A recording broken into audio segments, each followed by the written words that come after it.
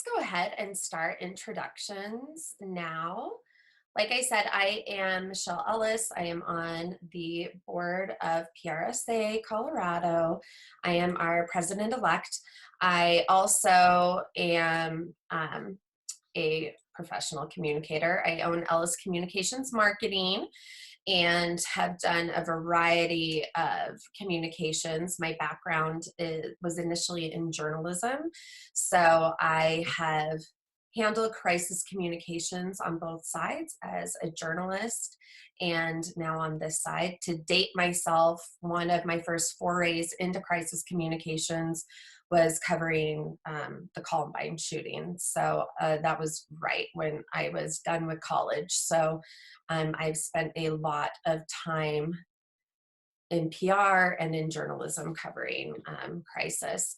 Joining us today are Larry Holdren, who is the president of Denver-based Holden Strategic Communications. He is often looked to as a trusted resource for organizations facing crisis and other tough situations. He is also the co-founder and executive director of the Colorado Energy and Water Institute. That is a nonprofit organization that fosters high-level dialogue about energy and water issues in Western North America.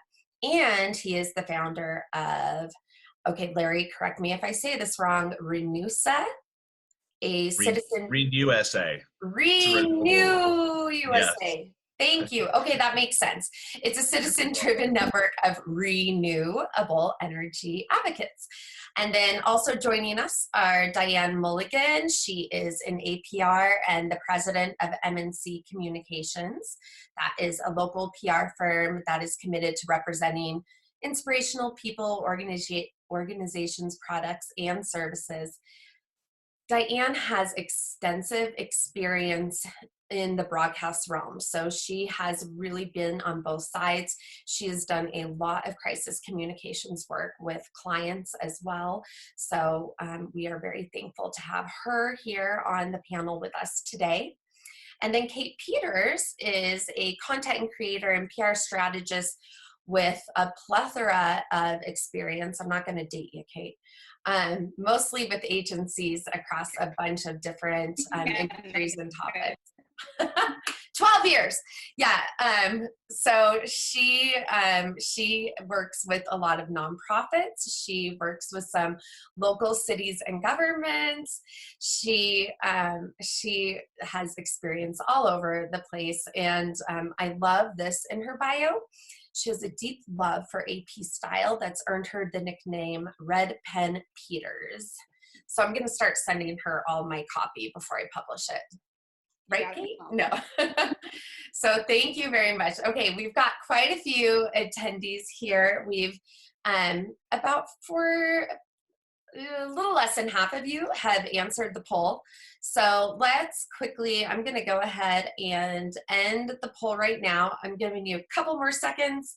Get in your response.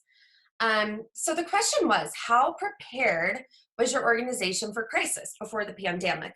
We're not asking how prepared you are for a pandemic because this is like a once in a lifetime scenario that we found ourselves in.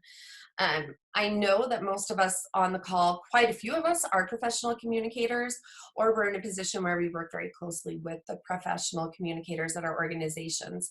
Based on the initial poll, 6% of you felt very prepared, 73% felt somewhat prepared, and 20% of you did not feel prepared.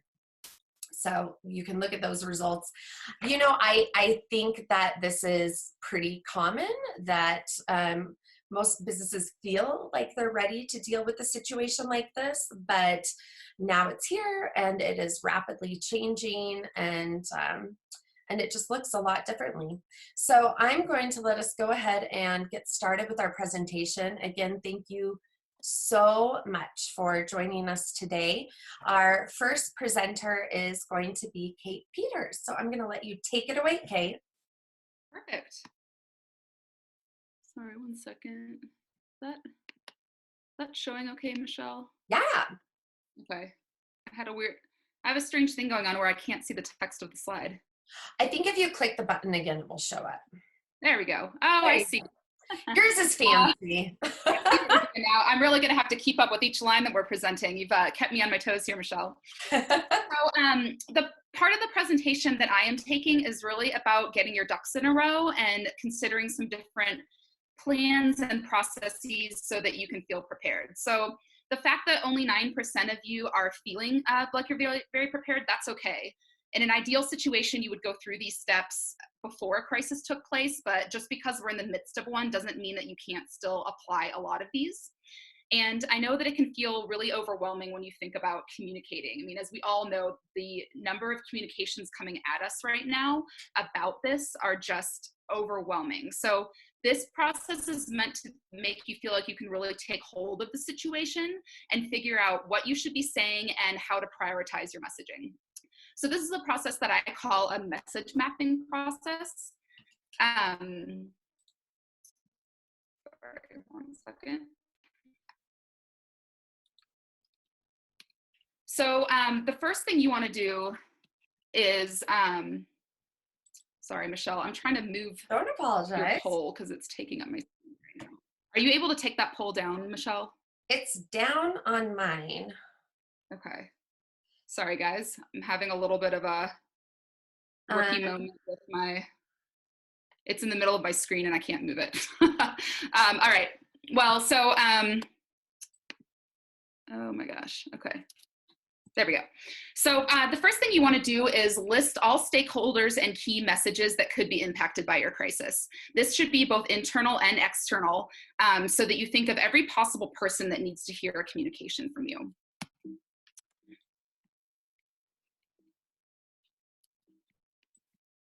The next thing you want to do is develop a list of questions and concerns that each of these audiences will have so that you can make sure you're going to address everything that will come up from everyone that you're speaking to. Following that, you want to develop a primary key message and supporting points document that addresses all of those questions and concerns. I like to take almost like an internal FAQ format and trying to think of all my different audiences that could be potentially impacted by this crisis. What are the things that they're going to be most concerned about? What questions will they ask? And then what can I do to address those? All mapping back to my primary messages. And then finally, identify the messages that you want to avoid sharing. So this could be things like projecting your financials right now for your organization, or maybe something else that might be confidential. It could be a rumor that's spreading around that you want to make sure that you don't address or bring up, or it could frankly be just information that you're not really the authority to speak to. If you're not a healthcare expert, for example, and you're getting asked very specific COVID-19 questions that just aren't appropriate for you to respond to, go ahead and think about the things you want to avoid saying so that you feel more comfortable in a press conference setting or any kind of public conversation or public forum, addressing those and avoiding the things that you do not want to get into. And then the other part of keeping your employees and stakeholders informed is to perform an audit of your channels and who has access to those. So when I say your channels, I'm talking about anything that could possibly be an outlet for information from you or your organization. That includes website, a newsletter, any social media channels, groups or forums that you're a part of. Anywhere where you have public access, you should consider that a channel. And then by audit, I mean go back through every single social media account, your back end of your website, and look at who has access to be an admin for those. Maybe you've got some ex-employees that need cleaning up. Take an audit of that, because it's going to be really important in the midst of a crisis to control your message. And in order to control your message, you should have a short list of people that have access to that. So again, just take a look at each of those channels, have a very clear understanding of who can access them, and then also make sure you have a roles and responsibilities chart where you define who's doing what in the middle of a crisis, so you don't have people posting on top of one another or using information that doesn't track back to the key messages you've defined. Then create a calendar for sharing communications across those channels.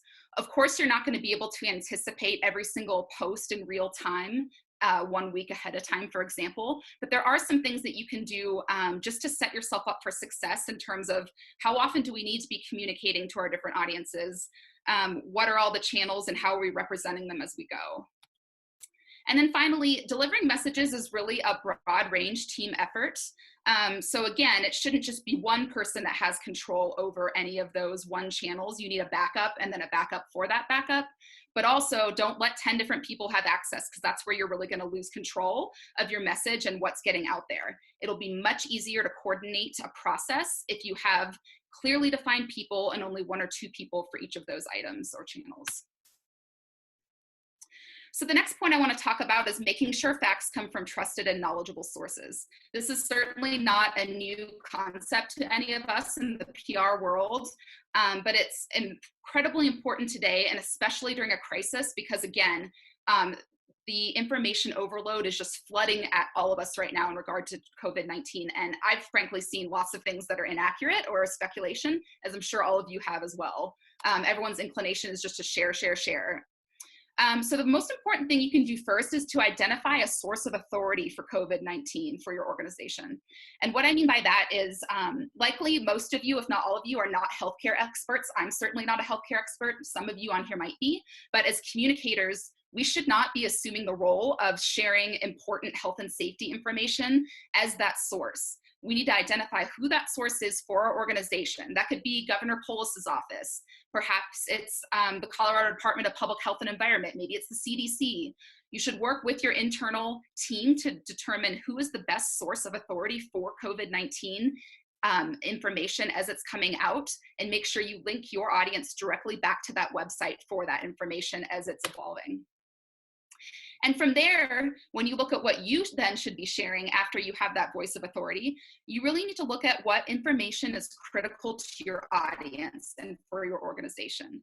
So resist the urge to share. This is the most important thing I think we all need to remind ourselves as we're getting different Facebook messages, tweets, email communications. We have this, think that's important, I should share it. That's important, I should share it.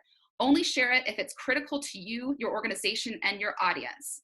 Larry's going to talk about this in greater length in a little bit, but staying in your lane is so important here. There's so much information out there that as communicators, it is our role to prioritize what is most important for our audience to hear. And then finally, agree on your organization's, sorry, one second here. Gosh, this is just...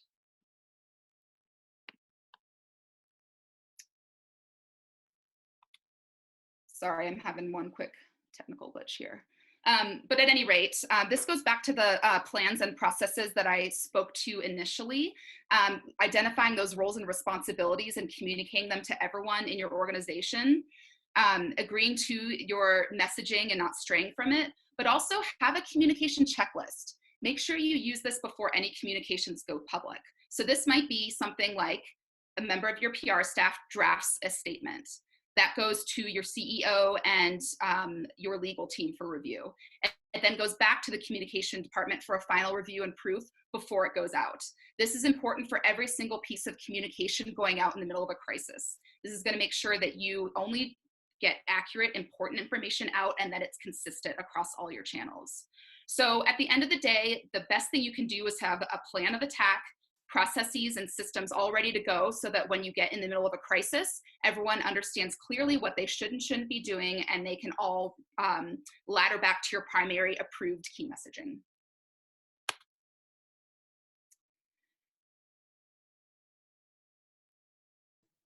Okay, sorry, I had muted myself. What we're going to do is we're going to take breaks during the presentation because we want to give you guys an opportunity to ask any specific questions you may have. You can do it one of two ways. You can either chat the question or you can raise your hand and I can allow you to talk and ask your question.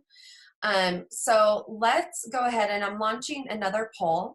Would love to know what your biggest concerns are right now. And if you have multiple, go ahead and let us know. So let us, if you can respond to that poll, that would be great. And does anyone have any initial questions in regards to what Kate was discussing with crisis communications, planning and strategy, and finding those right sources and right people? Okay, Okay, I'm not seeing a ton, but I'm going to go ahead and end the poll quickly. So we had asked, and I'm going to share the results with you, what your biggest concerns were. 36% of you said survival of your business, 24% internal communications, 45% retaining business, 21% communications planning, 31% external communications, and 33% communicating changes in your business due to COVID. So I would say across the board, a lot of us are sharing these concerns, and I'm hoping that we're able to answer some of those questions. If you have specific questions to any of those concerns, besides survival of business, we're not lawyers or business development experts, but when it comes to communications, please let us know and share those questions.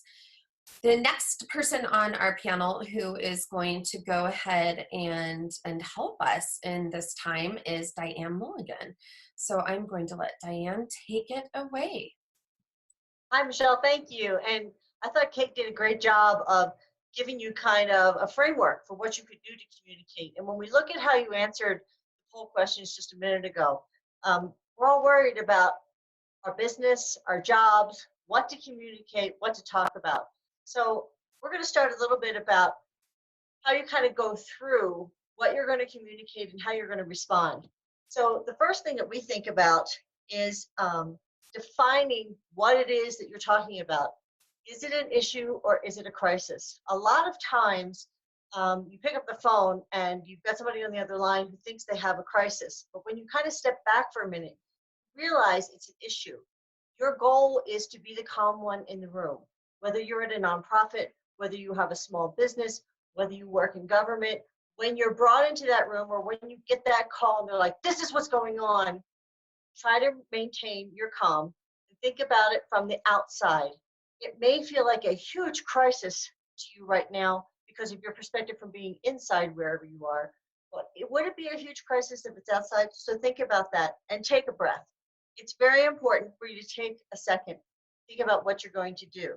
Now, if this is misinformation, you want to act very quickly on misinformation. In fact, this week, Governor Newsom over in California came out and had a news conference, and he talked about Bank of America. And this is how he talked about him. He said, 4 of our 5 biggest banks are going to waive, do a waiver for mortgages for 90 days. One is not, Bank of America. That is a crisis because the governor just came out about it. And then to add on to it, James Corden, the late night talk show host, tweeted what Governor Newsom said, and Corden has 10.7 million followers. So in that situation, you want to respond very quickly with the correct information. And Bank of America did that. And not only did they respond to all media outlets saying, here's the correct information. We're waiving those payments for 30 days, but then we're going to reassess every month. And we may continue waivers even longer than 90 days. But then they also tweeted Corden directly. And they tweeted him, and he came out with a tweet talking about how difficult times are right now. And what a good job that Bank of America was doing by getting back to him with correct information. And the last line was, way to go. That's what you need to do if it's misinformation. But if it's criticism, you want to engage your followers. And that's where follower engagement comes up. So if you get criticized, first look at who's criticizing you online for whatever it was you said. How many followers, what kind of reach does this person really have? Is it a troll? Who is it?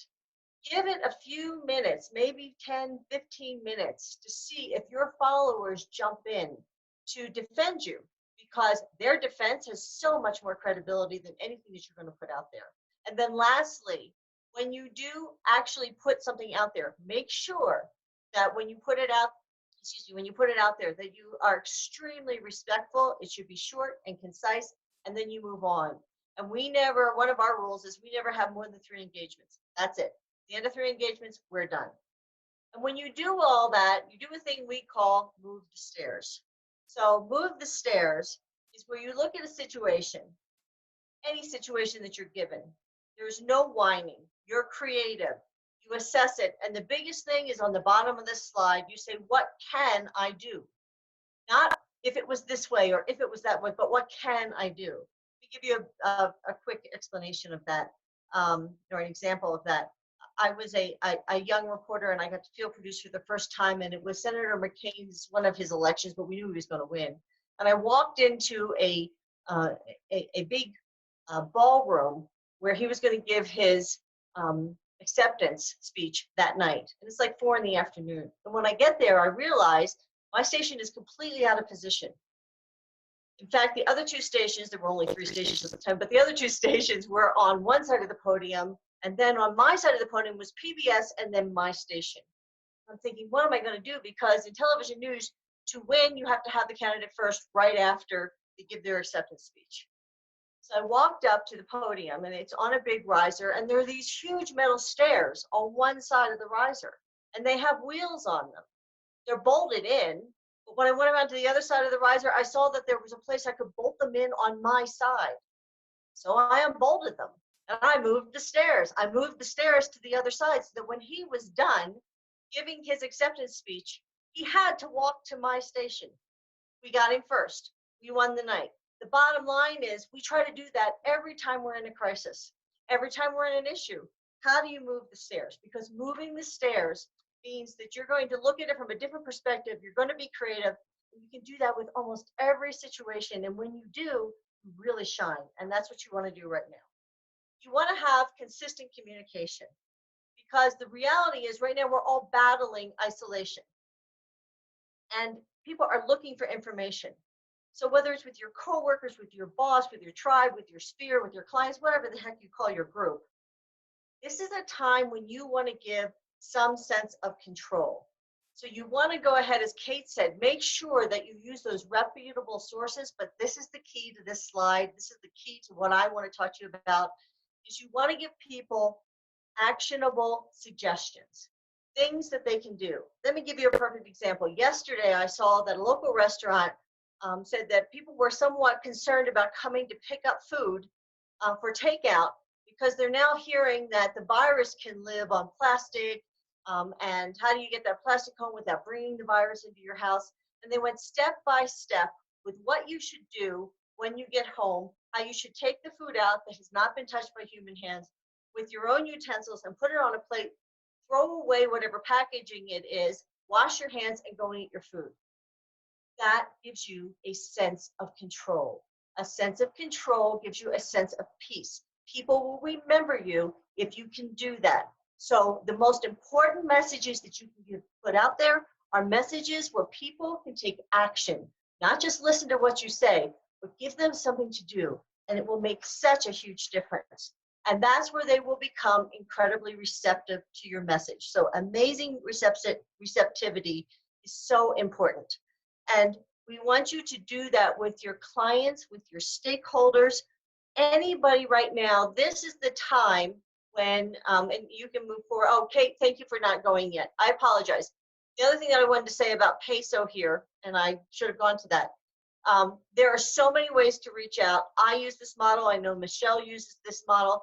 Look at the list of different ways that you can reach out and touch the people that you want to communicate with. Use this as much as possible, because you're going to be touching them in different ways, and they'll remember you. Okay, Kate, now we can go to the next one. So getting back to the receptivity. This is the time when I want you to reach out to all these people, because not only they're receptive, but this is uncertain times. And again, if you can give those actionable items, they're going to remember you. So we're coming into uncertain economic times. I was in nonprofit world for quite a while. Back in 2009, I was laid off. In 2008, I started reaching out to everybody that I knew, not asking for a job, not sitting there saying, can I have an interview, but getting them information, making sure I was top of mind so that if they had something that came up when it was time for me to be laid off, which I knew was coming, that I was going to have some options. The same for developing business. So very, very important that you're reaching out now and that you're providing the information to your current clients, your former clients, people that you know on LinkedIn. Get your name out there, get things working, and be smart about your outreach. So Kate, if you can go forward a little bit, there you go. So your current, make sure that it's current, former, and also potential clients or stakeholders. Is there a place you want to work? Is there some information that you give them? Did you write a great blog that would help them with their communication right now? Send it out to them. This is the time. And then don't be tone deaf. So remember, the communications are all about them. This is really important. So when you write something, have somebody within your group or from the outside, someone that's a colleague or a friend, read what you're going to be putting out so that it's not self-serving in any way. You want to be more altruistic. It's really important that you get that message out there. The second thing is I want you to watch body language. When you're on Zoom, you are presenting. Everything about you is being evaluated by the person on the other end of that camera. You're coming into their room. You need to look professional. Your background needs to look professional. You need to really think about if somebody on that call says something stupid that you don't roll your eyes. You need to have the smile on, smiles as we call them. Smiles, I don't know if you can see that, but you're going to smile with your eyes and you're going to be upbeat and positive. You're going to stay that way through the call no matter what. You must retain that professional appearance. People will remember that because there's a lot of people out there who are not doing that right now. The other thing is, I don't know how many of you saw the rant by the Longmont mayor, but he was on Zoom. How many people saw that rant about COVID that he went on and had to come back for? Think about what you're saying. It's so very, very important. Also, I want you to think about in the back of your head, your worst enemy, your biggest competitor.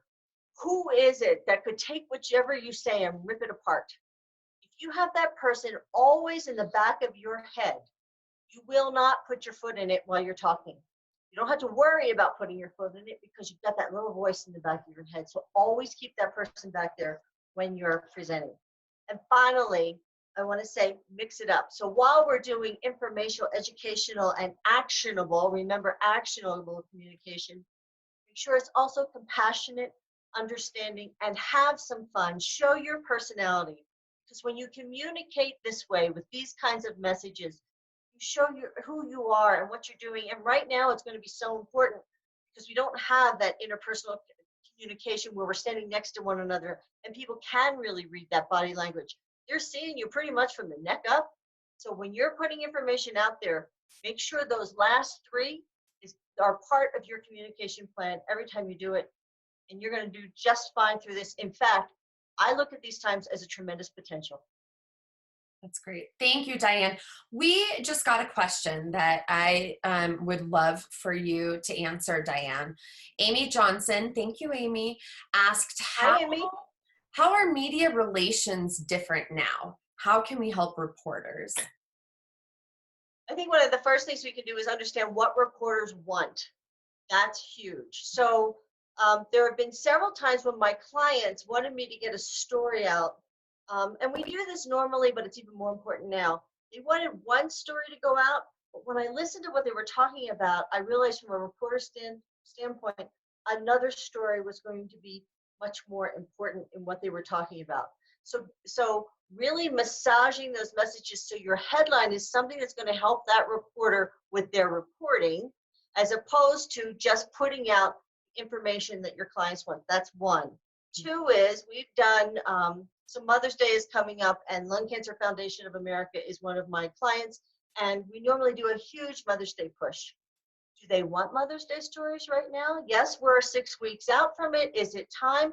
What reporters are looking past COVID, or is there some type of a cool COVID kind of story that would make sense now? So we have some of our Speakers Bureau members who are all lung cancer patients who are doing cookbooks with their kids. Okay, now I've got a Mother's Day story. I've got COVID. It's a little bit fun. It's a little bit lighter. Now I have something that I can pitch. Yeah. So think about what you can do where you can kind of melt things together at the same time. And lastly, I don't know how many emails I've gotten from people who said, I just did a reporter review. I read every reporter review to see what they're looking for right now, whether it's a print reporter that's on a long time frame or a local reporter What are they going to be talking about tomorrow? Think about that. If you can get your head in that kind of a game, you're going to know exactly what to pitch. Yeah, I'll add on one little thing to that too. Adding on to what you said, Diane, is understanding that reporters' beats have changed. So some of the reporters that you've been going to and pitching maybe lighthearted lifestyle news topics, their beats have changed and they're covering hard news now. So it's more important than ever before you push send on a pitch to see what they are doing right now today, because what may have made sense and would have been something they would have covered in February is not necessarily something they are going to be covering anytime in the near future. And then also offering other ways for interviews. That is one thing I've seen is, especially for broadcast interviews, if you are setting up an interview for for one of your clients and it's going to be via Zoom or via FaceTime or whatever, my recommendation is that you practice that with your client first, because if you're watching the news, there are going to be technical difficulties no matter what, but it is best to make it easiest for those reporters if they're doing an interview, and having your client prepared and knowing what they're doing is definitely helpful. Before we move on, I'm going to address one more question that we received from Molly Cape. Hi, Molly. Thanks for asking. She's in the construction industry, and for mixing it up on social media or web content, she says that they're having a hard time creating new relevant content. In the past, they've featured projects, team members, capabilities, services. It's not about promoting them, but they don't want it to be all about COVID either. So what kind of suggestions, Kate, Larry, Diane, would you possibly have for Molly?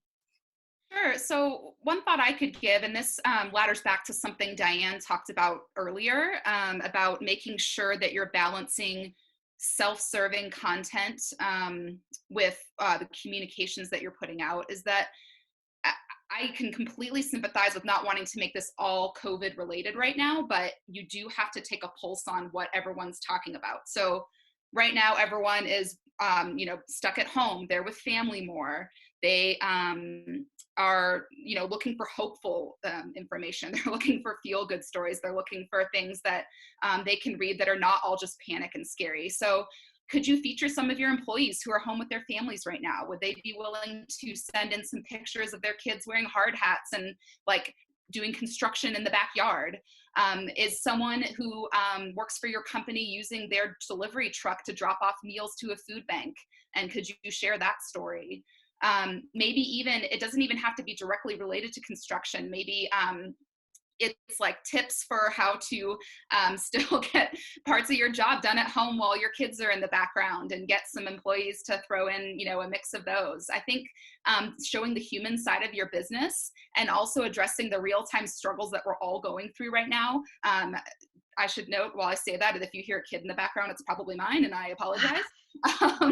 But try to think about the world we're all living in right now. Like, yeah, we don't want to talk about COVID-19 nonstop, but we can talk about the climate of the time and what's going on while we're all having our kids out of school. We're all with our families more.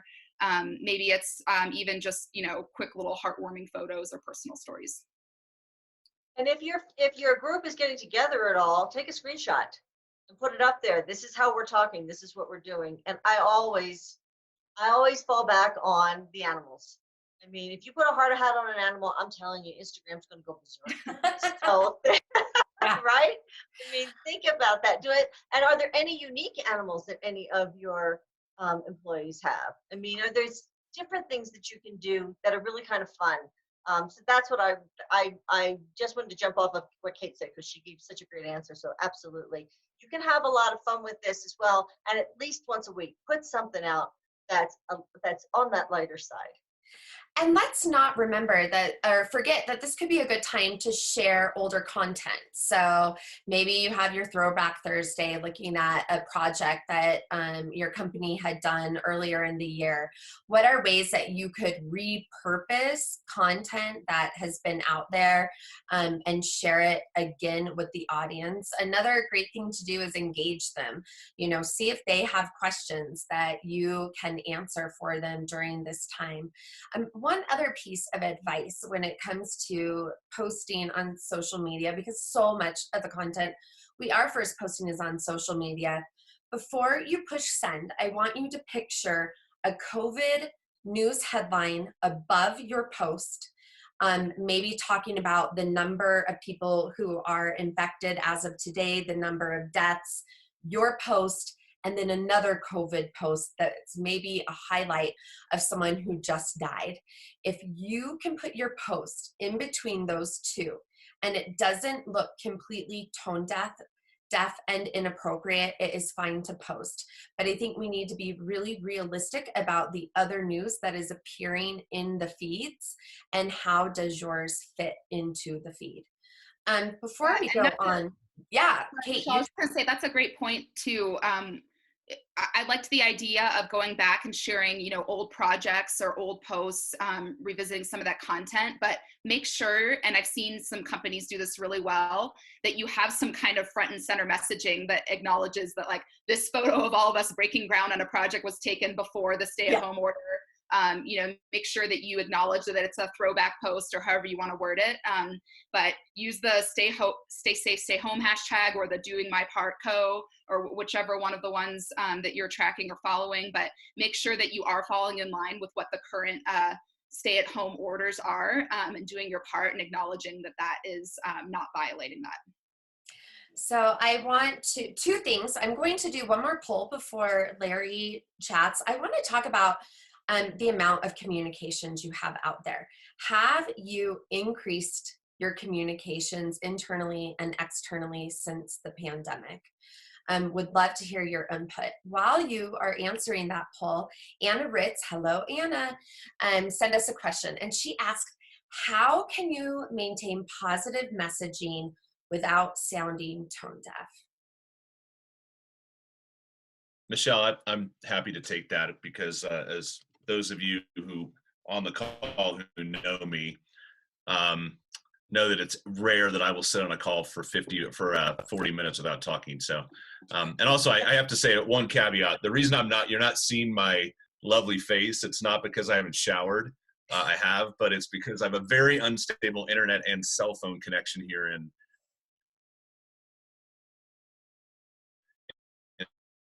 Highlands Ranch, Colorado, that I'm trying to navigate. So I'm trying to use as little bandwidth as possible. But to the question, Anna, you know, especially early on in this crisis where they really just wanted to kind of ignore that it existed. And Kate referenced this earlier, but I think that's a mistake. I think there's still a way to be positive in your messaging about the kind of things that your company is doing and the ways that you're adapting to this new world that we're all kind of shoved into. But I think to just kind of ignore that it exists is a mistake. And it doesn't mean that all of your communication, you know, all of your social media posts or all of your communication has to lead with it. But I think you just have to really acknowledge that fact, because Michelle's point was really great. You know, you have to imagine what your feed looks like and how of information about COVID-19. So it doesn't mean you have to be all doom and gloom. You shouldn't be, but you know, I think just tone appropriate and it is essentially, it was very essential during this point. Great, thank you, Larry. That is a very good point. Okay, no one answered the poll, so I'm just going to take it as your communications have stayed the same. Answer the next poll. Just kidding. So let's go on to Larry. He is going to guide us through some great communications. Great, thanks, Michelle. You know, I think one of the things that I'm sure all of you who are in the agency business or in a consulting role, or even just leading organizations, that you've noticed I've almost felt more like a therapist the last few weeks. And at times I've been the person receiving the therapy with a lot of the calls that I have with my clients. And I think it's okay. And, one of the things that I've just really had to get my head around the last few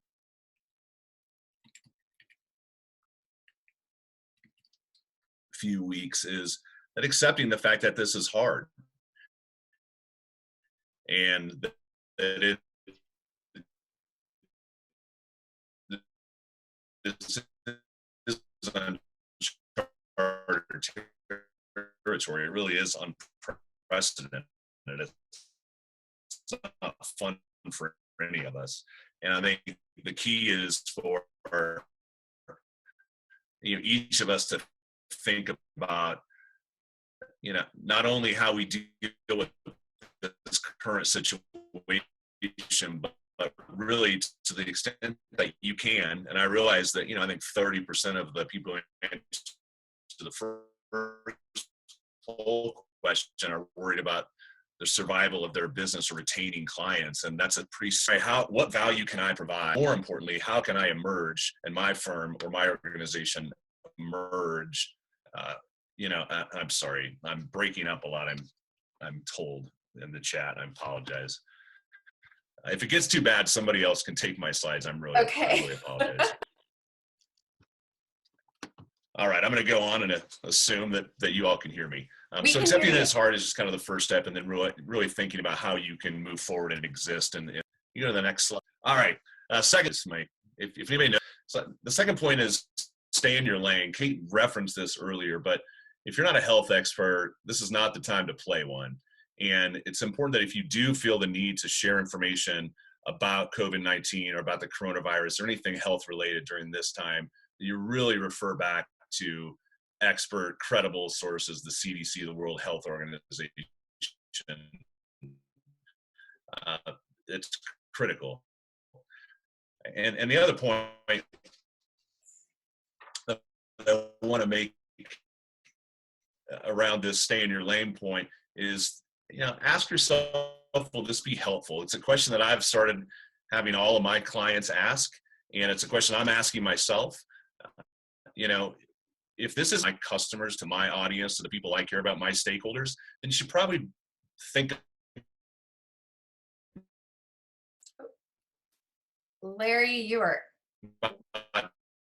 we are not hearing you right now. Not sending it because, and all consumers.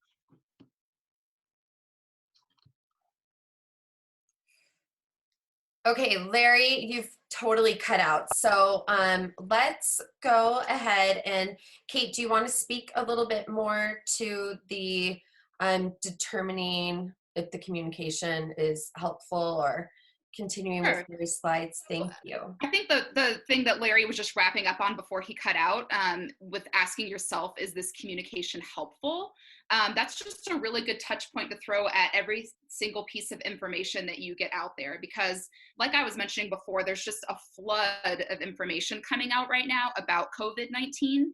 And if it's not something new and original that hasn't already been shared by someone with more authority than yourself, and again, not relevant to your own organization and your own stakeholders, then it might not be helpful to be putting it out there. That information is already being shared by someone that's more appropriate, if it's a healthcare person, for example. So again, staying in your lane means staying to your business, to your audience, and getting them the critical information that they need. So let's take a quick break before we go over our last three topics to take any additional questions. One thing that we thought would be kind of interesting, and let me know if you're able to see the poll. I just launched another one. We'd love to know how often you are consuming news content. And I will speak to that in a moment. Does anyone have any other questions specifically that we could address? I see Nicole cannot see the poll.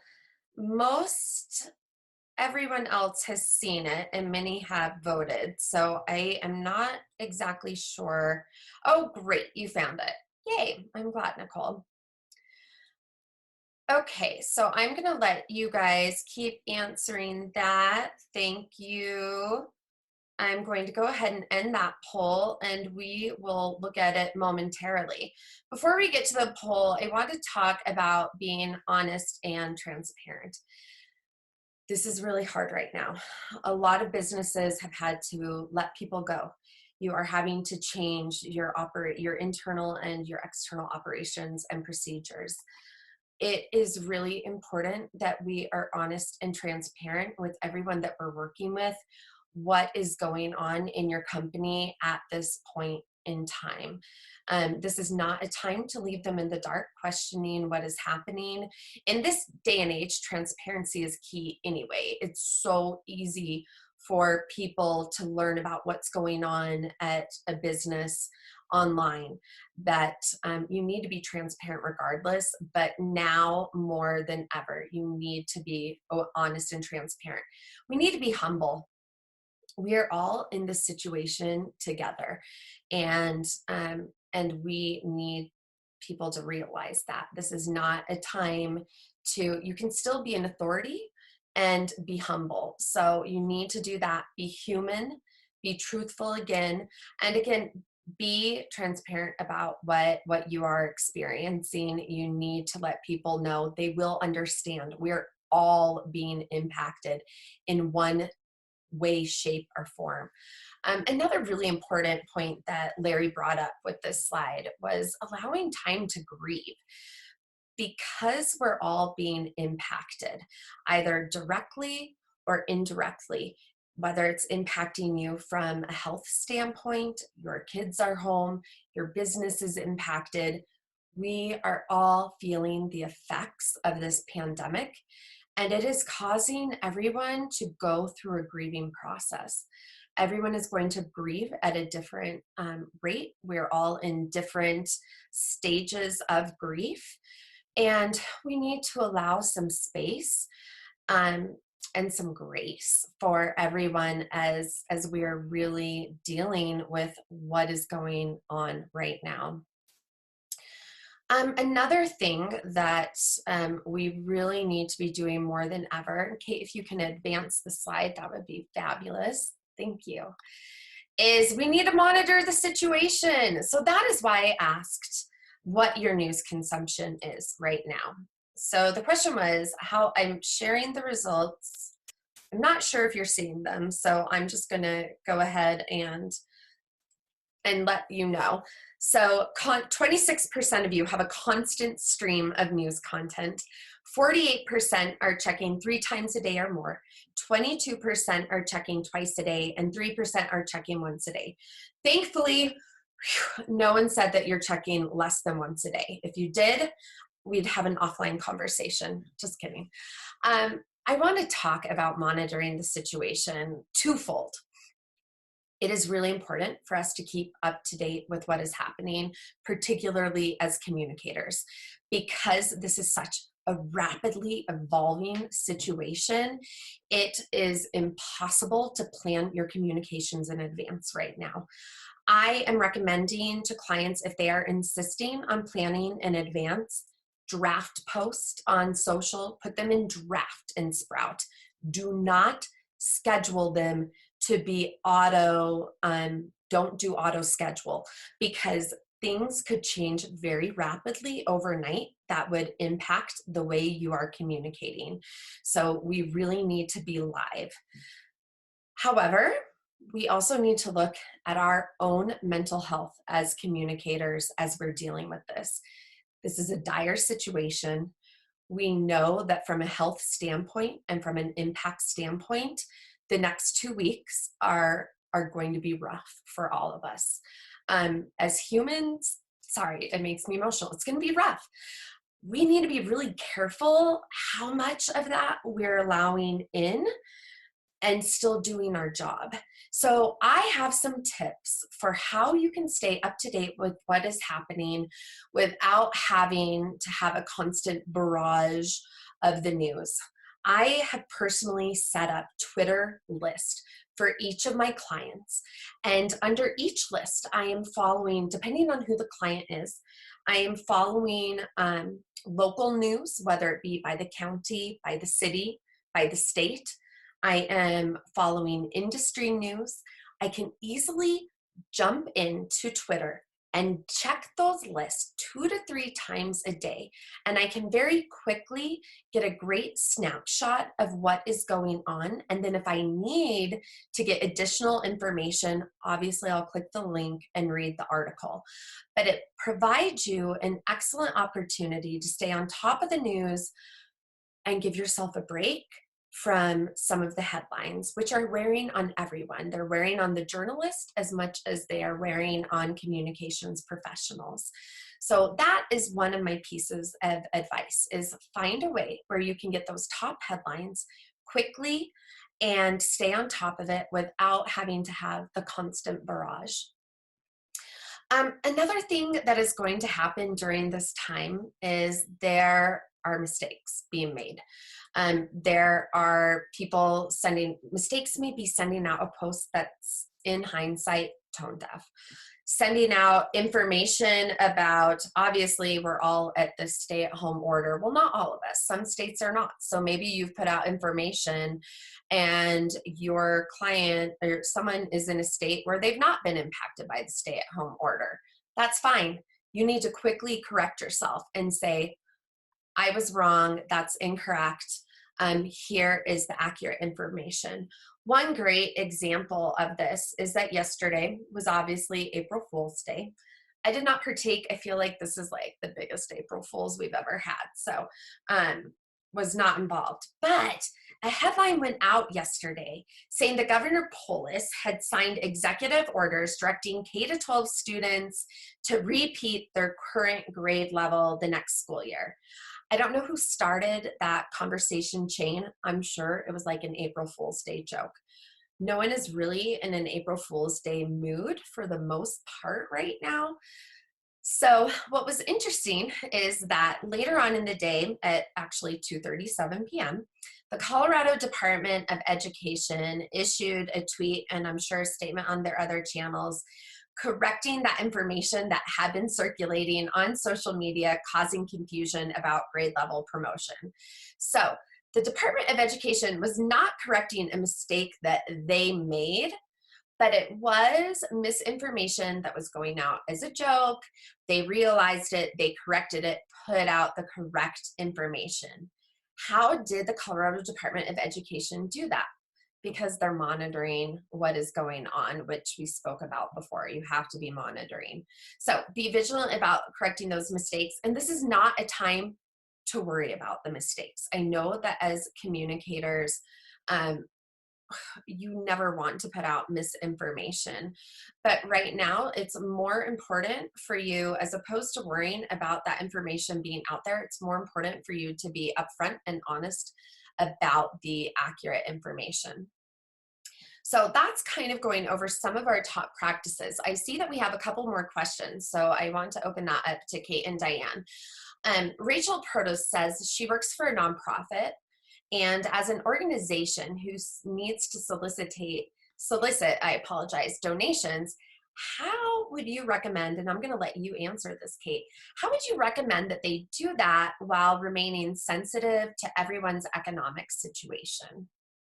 Yep, that's a great question. And actually, as a side note, Larry and I did a nonprofit specific webinar earlier this week. And we have some really great resources that Rachel, we'll have our contact info at the end of this. If you and anyone else want to shoot me an email, I'm happy to send you some more specific donor relations tips and some helpful tools as well. But just to quickly answer that. So yeah, soliciting donations right now, really tricky. First, I would ask yourself, do you have an essential business or service you're offering that can directly help the COVID-19 crisis in some way? Because if you do, I think that fundraising strategy looks very different from if you do not. And if you do not, I'm not necessarily saying you have to go dark right now and that you can't fundraise at all. But you're gonna have to get a little bit strategic and creative in asking for that without appearing tone deaf. An example that I put in that presentation that I really liked, a local YMCA branch sent out a message that simply said, "Stay with us." and they gave 2 options for maintaining membership, even though they're closed down right now. One was either just keep your membership active, meaning we'll keep billing you every month.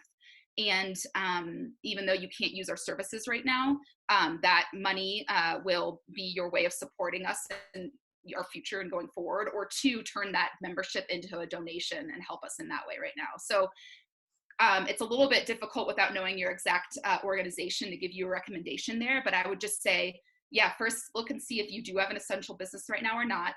And then if you do not, be strategic and sensitive in your communication, and also go to your top donors and your most loyal ones first and ask them to renew, because you're going to have a lot more success with that right now with someone that has a history with you and wants to see you keep your doors open in the future than someone that's new or relatively new to your organization and doesn't know you that well. Ultimately, everyone's projecting that 2020 donations are going to be down. It's a bummer. It sucks. And I'll just go ahead and say that to you. I'm really sorry. I think that that's going to be a hard thing for the whole nonprofit community to face. I know that there are some different ways to get some funding and some help that are also in that presentation. If you don't already know about that, I'm happy to send you some of that, because I'm not an expert in that area yet, but I'm trying to quickly become one.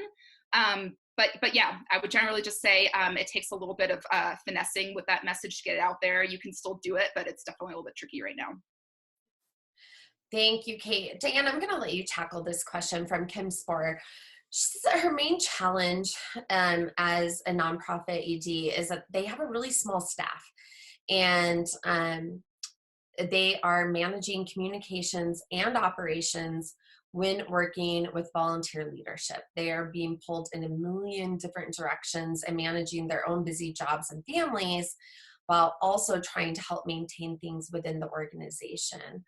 Do you have any recommendations for being pulled in all these additional different directions right now? Absolutely, Kim. One of the things that we're doing with our clients, and I have a very small staff as well, is that we have a specific time we meet. So for us right now, we meet on a daily basis, and it's 10 minutes. It is 10 minutes, and it's in the morning to say, and we start with good morning and what'd you do last night and what's the biggest thing that's going on. And then we move into what are the 3 things that we have to get done today.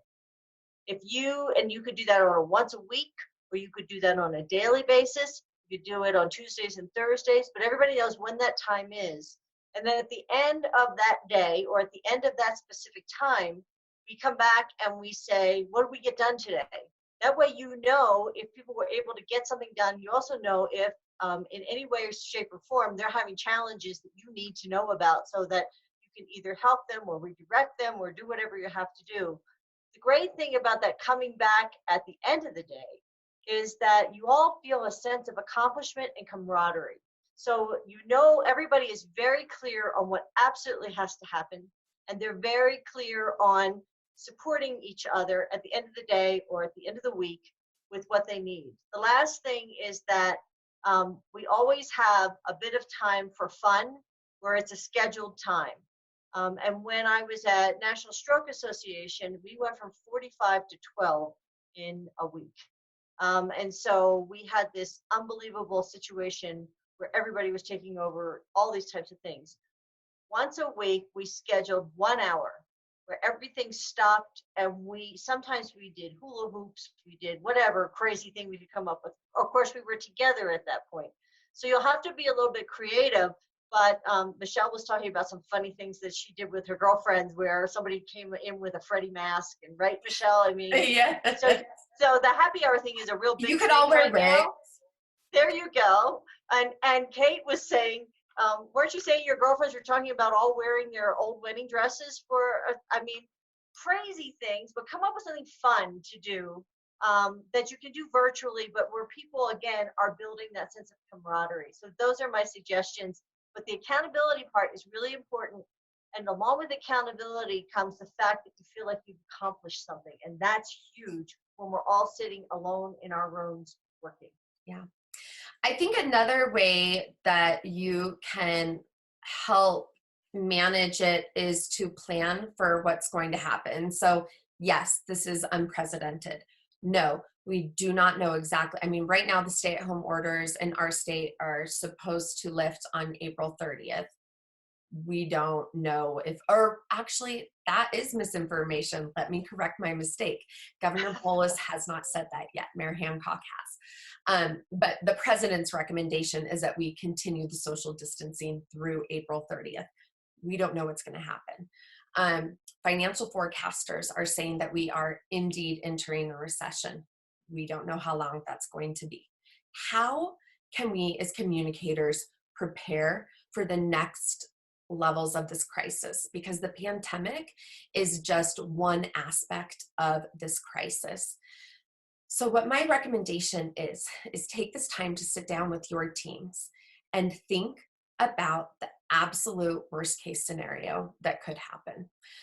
Let's say that you're doing events and you're allowed to do the event again, but the public is too scared to attend. How are you going to do messaging? What are you going to do to increase consumer confidence? How are you going to ensure safety for your clients and your customers? This is the time to really think about those tough questions and figure out what the answers could be and prepare them in advance so that you have them ready and you're not being completely caught off guard when the next shoe drops.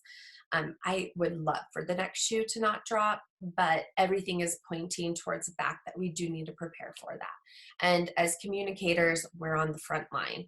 So we really need to be ready for that and how we're going to address it.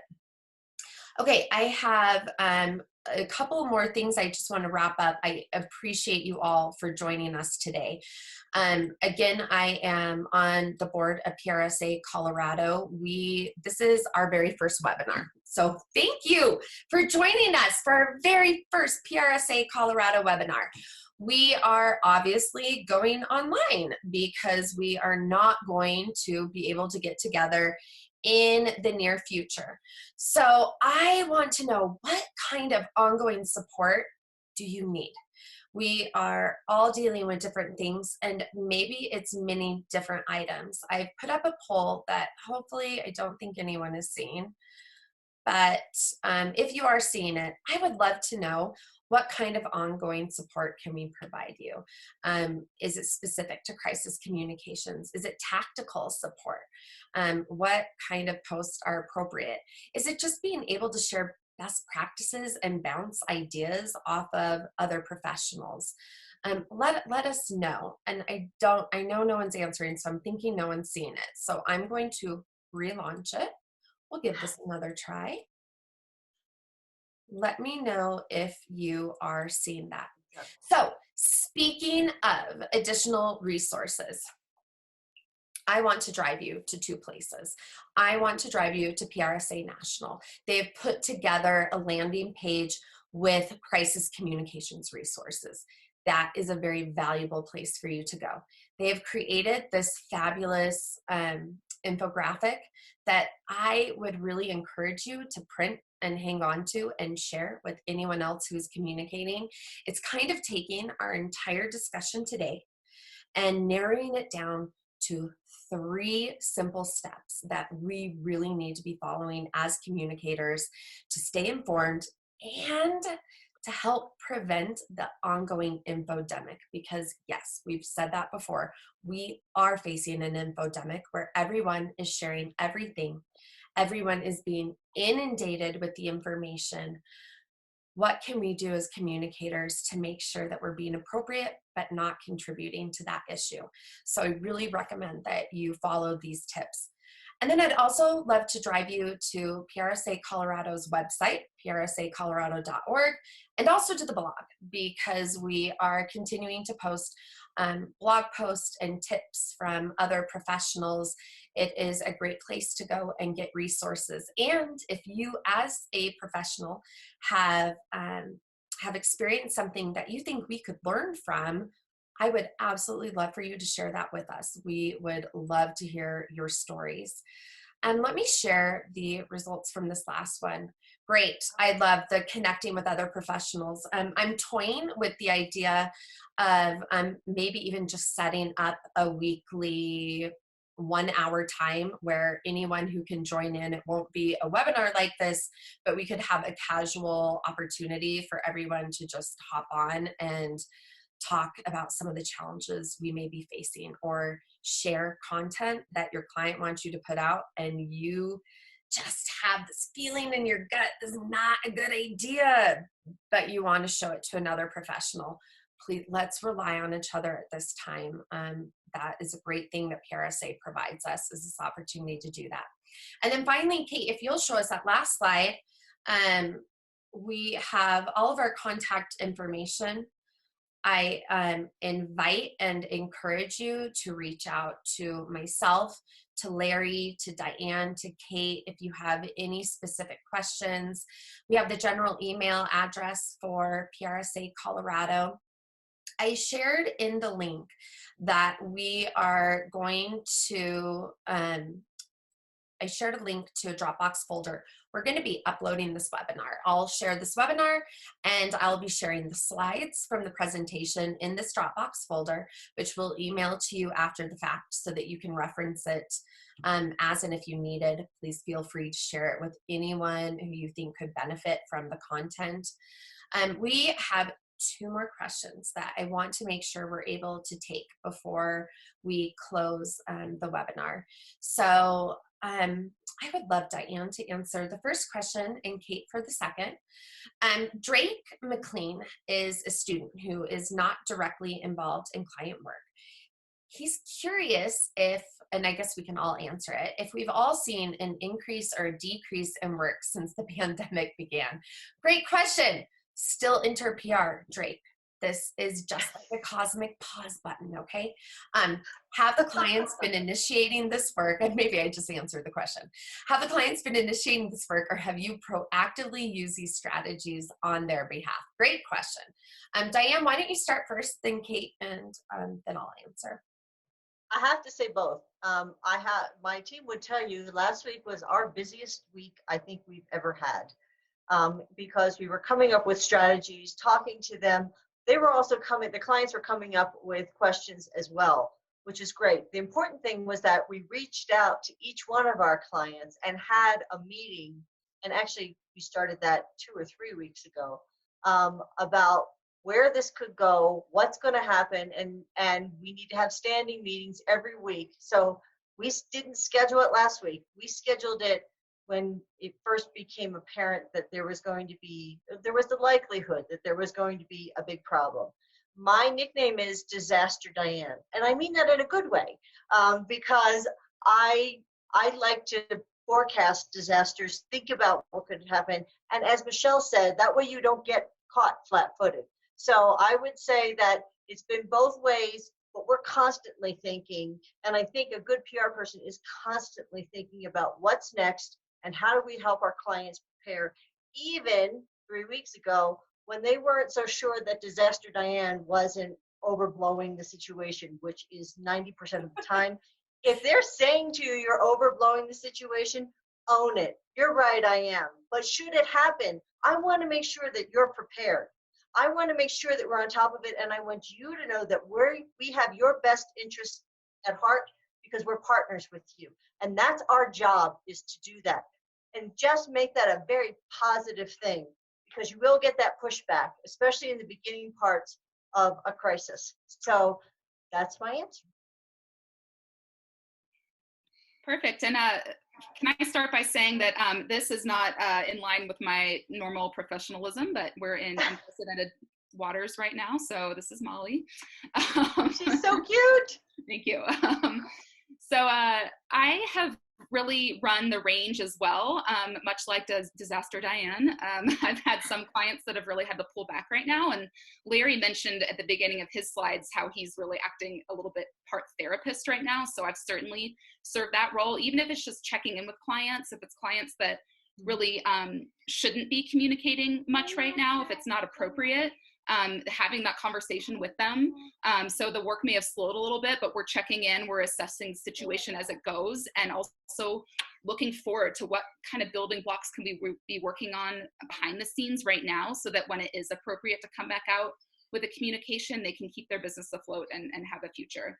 And then for others, there's been a lot of critical crisis-related information that needs to get out. So I would say my role and that of my colleagues has been more important than ever at this time, because I think Kim was the one that commented earlier about having a small team and you know, being stretched really thin right now, and needing the support. We've been really able to come in on behalf of our clients and help them sort through these tasks, get the communications out there.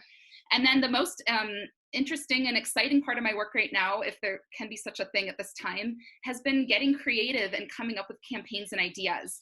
I do a lot of work with professional athletes and their nonprofits, and we've launched 2 different campaigns this week to raise funds for COVID-19 relief efforts. It's been really rewarding and fun, and it's just been a way to use my brain for some good right now. And even though it's just a small thing, it's fundraising that is contributing to the times that we're in right now, and it's something we wouldn't have been able to otherwise do. So that's been rewarding. I don't know if that's the appropriate word right now because everything's so tough, but you know, getting creative and helping clients come up with solutions that make sense right now has been happening in some cases.